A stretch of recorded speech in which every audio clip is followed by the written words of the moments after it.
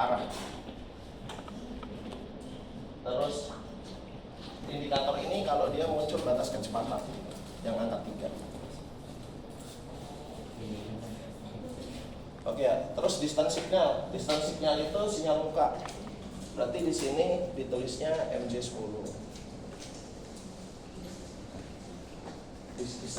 Indikatornya kalau di sini warnanya kuning, berarti sisi itu warnanya hijau.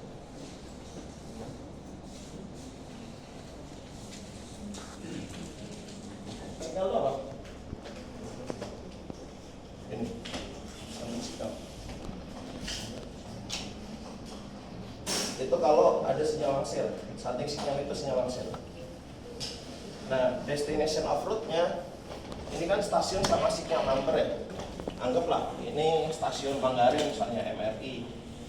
Berarti di sisi destination of route-nya, stasiunnya kalian tulis stasiun tujuan. Terus signal number-nya ditulis tujuannya nih J12B.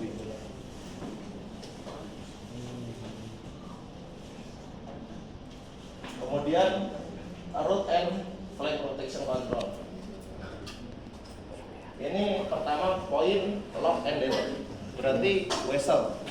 Whistle mana aja yang akan dia lewatin dan harus terkunci. Berarti ini W11A, W11B. Ngisinya W11A dia ke arah normal, W11B ke arah normal. Garis miring N. Ini buat ngisi nih. Terus track circuit clear.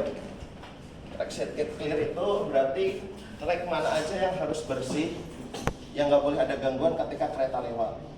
Berarti di sini track nomor 10, track nomor 11 AT, 11 BT. Kalau ada kayak gini berarti 11 CT sama 12 T. Berarti yang clear itu harusnya 10 T, 11 AT, 11 BT, 11 CT. Kalau yang ini terus ada 12 T. Nah ini yang harus clear.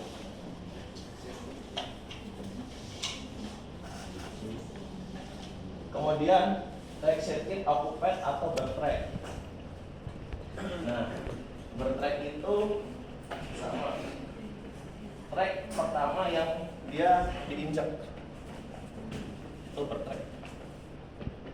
Jadi bertrack itu yang pertama kali diinjak itu track nomor 10 berarti 10 T.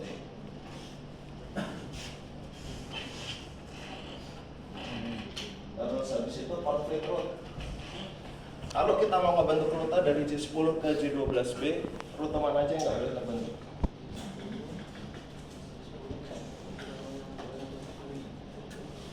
Kalau di sini ada sinyal masuk, sinyalnya nomor berapa? J berapa? J24. Berarti salah satu rute yang nggak boleh terbentuk adalah J24 ke J12A.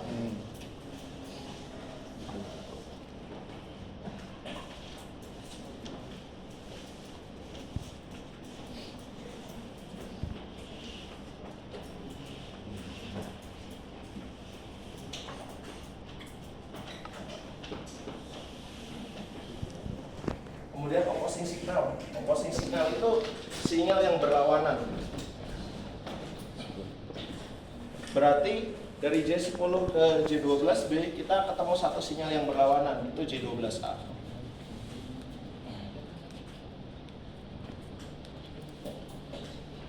Opposing signal udah, kemudian OS track. OS track itu track yang diinjak pertama kali kayak si bertrack tadi. Itu si 10 T. Kemudian approach lock by itu adalah track di depan sinyal.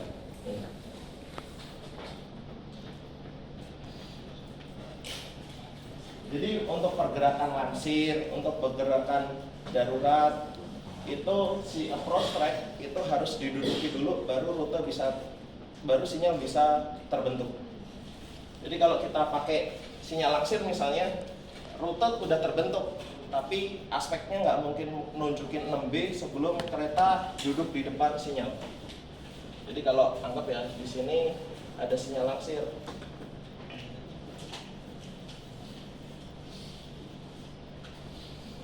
Nah, kita mau ngebentuk rute nih sampai di sini.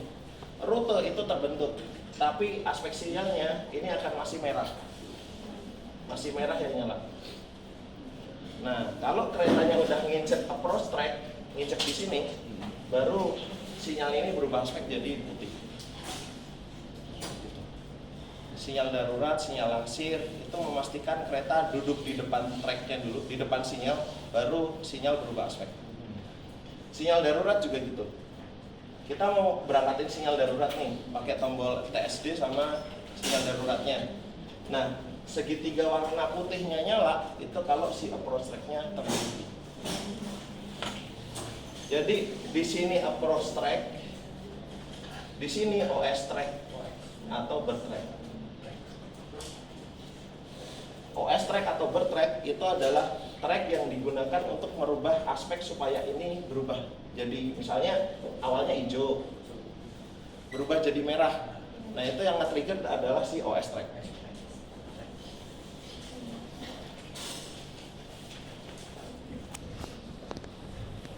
Kemudian JPL train exit itu adalah ketika pintu perlintasan sebagai syarat supaya rute bisa terbentuk. Sinyalnya bisa berubah aspek jadi kuning atau hijau. Itu JPL train exit. Kalau nggak ada nggak usah diisi, kalau ada diisi nomor JPL-nya. Terus signal lock itu berarti sinyal yang harus nyala aspeknya. Ya berarti J10 sama J12B. Kalau di sininya aspeknya mati atau di sini aspeknya mati, rute nggak akan terbentuk.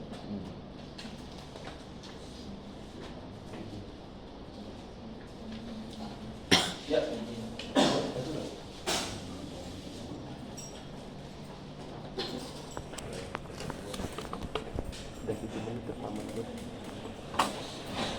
Kemudian terakhir overlap control. Overlap control itu ada luncuran. Kalau rutenya itu sampai di J12B, pasti luncurannya itu satu track di belakang sinyal. Nah, berarti luncurannya adalah si W13A, weselnya tracknya 13AT. Overlap control di situ ada poinnya, berarti diisi 13 W13A, track circuitnya diisi 13AT. Kemudian sinyal locknya kebetulan di sini nggak ada yang sebagai luncuran. Kalau di sini ternyata ada sinyal langsir nih, nah berarti karena dia masuk area luncuran baru diisi.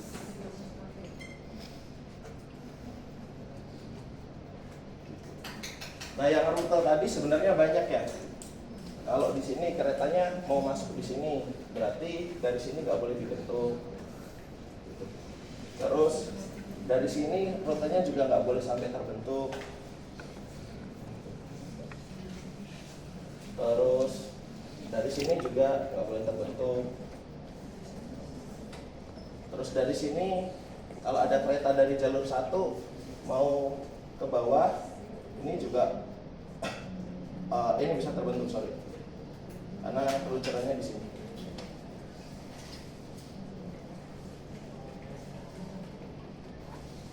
Oke. Yang mana nih? Yang itu Pak, yang paling atas itu Pak. Saya masih bingung itu Pak. Jadi kalau di pergerakan itu pernah merhatiin nggak kalau rute dibentuk mas? Iya Pak. Keretanya masih jauh, rute udah kebentuk, sinyal berubah aspek. Iya Pak. Ya. Nah kalau di sinyal langsir, kalau kita bentuk sinyal langsir mas, sinyal warna putihnya itu nggak akan nyala kalau kereta belum di depan track, di depan sinyalnya. Tapi di RCB-nya udah kebentuk gitu ya? Iya, tapi aspek warna putihnya harusnya nggak boleh terbentuk sebelum keretanya duduk di depan sini.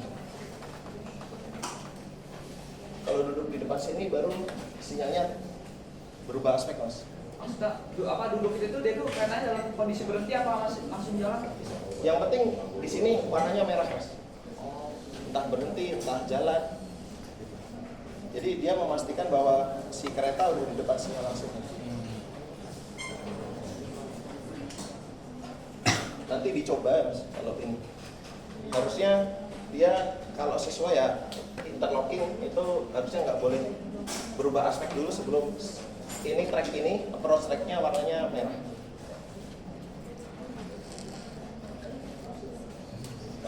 J10 sama J12 itu kan Pak, itu kan harus square ya Pak? Nah kalau misalnya masuk dari kereta dari arah hilir gitu Pak, dari W23 itu, dari J24 masuk ke misalnya J32 gitu Pak, itu bisa Pak? Dari sini Iya Pak. masuk ke 32. J32, sedangkan rutenya udah terbentuk dari J10 ke J12B Pak. Nggak bisa. Baseline buat peluncuran Mas. Kan dia harus melewati ini kan 23A, kemudian W13, kemudian ke sini.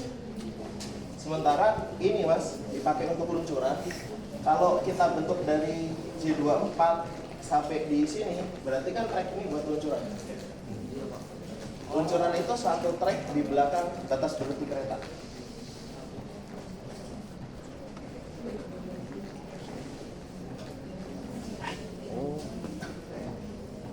Oke, harusnya kalau teman-teman ke lab sekarang sudah tahu lah kenapa rute ini bisa terbentuk, rute ini enggak. Nah, kuncinya di table interlock. Makanya kalau di project itu biasanya sistem persinyalan kayak gini nih dia garansinya 2 tahun. Karena takutnya ada flame protection yang kelewat. Misalnya, oh ternyata ini, anggap, oh saya ambil contoh pakai soal ini. Biasanya kalau positif nggak bisa ya, kalau positif bisa ya. Jangan banyak buat tes ya kan.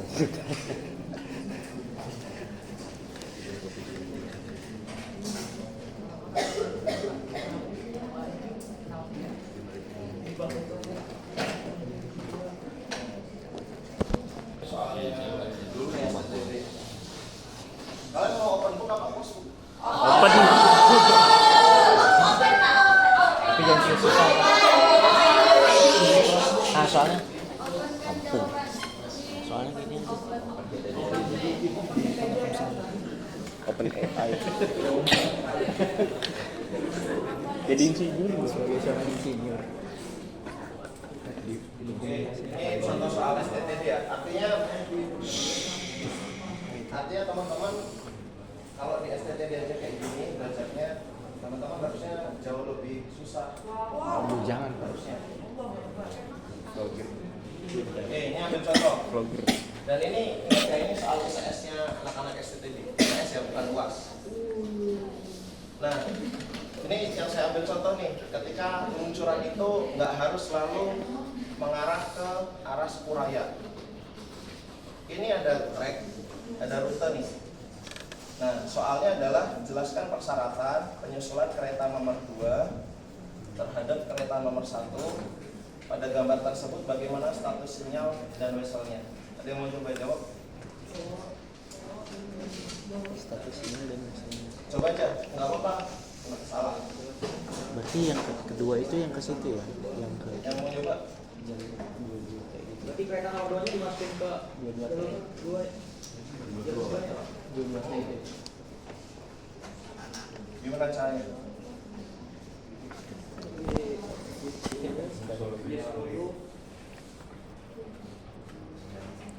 Berarti SW11 itu kan Nah, kalau katanya mau open book kan, soalnya kayak gini. J10 dibentuk Pak. J10 ke J22B dibentuk. Terus habis itu Wesel 11 itu tuh mengarah ke reverse belok Pak. Terus wesel 22 itu tuh dia ini 23. oh iya 23 itu mengarah lurus Pak. Kenapa ngarah lurus? Karena itu luncuran Pak. Peluncuran. Kenapa luncurannya nggak dibikin belok? Karena kalau belok kan luncurannya nabrak ke Kan luncurannya sampai sini dong. oh iya. Bisa. Oke, ngarah ke lurus. Terus habis itu Gak apa-apa, nanti alasannya saya perbaiki. Terus? Dia mau menyusul. Ya dia berhenti dulu Pak. Nah, nggak jadi nyusul berarti. Lama harus nyusun. Berarti dia Oh kalau nyusul berarti itu Pak. Berarti tahapan itu J12B berangkatin. Kalau nyusul. Nyusul kan berarti ini berhenti nggak? Iya Pak. Nah, keduanya jalan kan? Nah, kalau open book kayak gini. Jadi kalau salah tuh ketahuan kalau contek-contekan jawabannya mirip. Karena ini ada beberapa cara.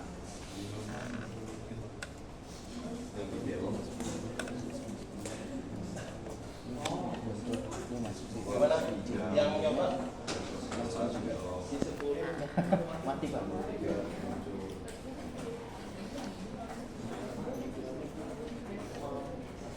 Oh sinyal daruratnya di. Ini. Enggak, ini anggaplah J22B-nya ada sinyal darurat.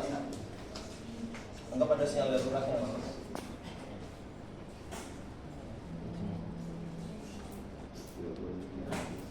Ini pada sinyal darurat. Nah, pertama, ini ya. Ini jawaban ini akan nilainya sempurna kalau pertama, si mahasiswa itu ngejawab bahwa di J22B itu dibutuhkan sinyal darurat. Ini kalau perjalanannya normal dari J10 dibentuk ke J22B. Nah, secara sistem peluncuran itu kita arahin ke 23T. Kenapa bukan belok? Karena kalau belok di sini rawan untuk mengganggu perjalanan dari J12B sama pintu perlintasan. Karena kalau ini sampai gangguan, pintu perlintasan sirenenya bunyi. Makanya diarahinya ke lurus. Nah, ketika rute itu dibentuk sampai J10, kereta udah ngijek di sini, ya, udah ngelewatin wesel, udah ngijek di sini. Kita langsung bentuk rute dari J22B ke blok B101. Jadi di sini harusnya jawabannya ada blok B101. Nah, tapi di sini rutenya bisa terbentuk. Cuman karena di sininya merah, ini kan gangguan nih. Berarti kita akan memberangkatkan ini pakai tombol sinyal darurat. Berarti yang harus dilakukan PPKA adalah menekan rute dari J10 ke J22B, tapi luncurannya secara sistem itu diarahinya ke lurus. Kemudian kereta sudah masuk area di sini, nginjek wesel di track 11T, kita akan ngebentuk rute. Jadi pakai TSD sama J22B. Harapannya adalah kita menyalakan sinyal darurat yang ada di J22B. Nah, kenapa harus nunggu di sini? Karena jangan sampai pintu perlintasan terlalu lama nutup. Kalian bisa keretanya masih di ujung, terus ini udah dibentuk rute itu bisa aman. Tapi orang yang ada di sini nunggu pintunya kelamaan nutup. Nah, di situ harus nunggu keretanya sampai di sini dulu baru rute ini terbentuk. Kalau itu normal. Kalau gangguan seperti ini berarti kita pakai tombol sinyal darurat di J22B. Tapi kereta nomor 2 ini tetap berhenti kan Pak? Berhenti dulu Enggak, ya Pak? langsung Mas. Kan approach track itu selama tracknya udah bisa berwarna merah, dia menganggap bahwa kereta ada di depannya Mas. Jadi TSD-nya itu ditekan dulu Mas.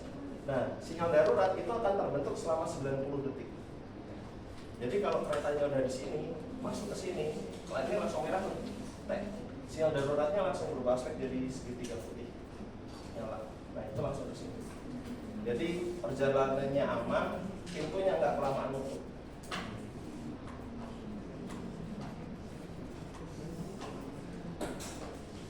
Oke.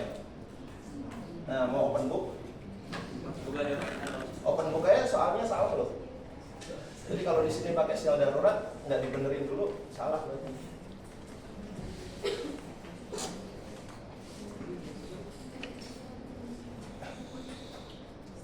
Yang nilai Suruh belok itu dia nggak boleh langsung gitu Pak? boleh Mas. Asal kecepatannya dibatasin. Tergantung sudut vesselnya kan. 1:8, 1:10, 1:12. Kalau 1:8 berarti kecepatan maksimumnya kan 30 km per jam. Misalnya gini, kereta ini ternyata ini ya, sepur efektifnya ini panjangnya 200 meter. Ya. Yang di sini, ini 200, yang ini 160 misalnya Mas. Nah, GD-nya itu ada 10. Berarti kan 200 meter kan. Kalau ditaruh di sini kan nggak cukup. Harus ditaruh di sepur satu kan. Ya, nah, kalau ini keretanya mau nyusul kan mau nggak mau harus lewat sepur belok Mas. Nah, kecepatannya yang dibatasi tergantung sudut vesselnya. Kalau penyusulan lewat jalur lurus sesuai tasmat yang diizinkan, kan lewat stasiun bisa 100 km per jam gitu. Tergantung tasmat. Tapi kalau belok bisa, cuman secara safety kurang, nggak disarankan. Tapi secara sistemnya bisa, asal kecepatannya dibatasi. Nah di situ tuh orang sinyal bikin teknologinya bisa dilewatin, orang operasi bikin tata caranya, orang JJ nanti ngizinin berapa tasmat yang boleh maksimum. Bro, ini stop ngapain? Karena tahu apa namanya si PPKA ini tahu gitu Pak, apa wesel itu sudah terbentuk dengan maksudnya caranya PPKA tahu wesel itu lurus sama belok tuh gimana gitu Pak? Oke, tata cara wesel ya. Di meja LCD-nya tuh bagaimana? Ya normal sama reverse-nya. Oh. Saya ambil contoh ini dulu. Bagaimana gitu.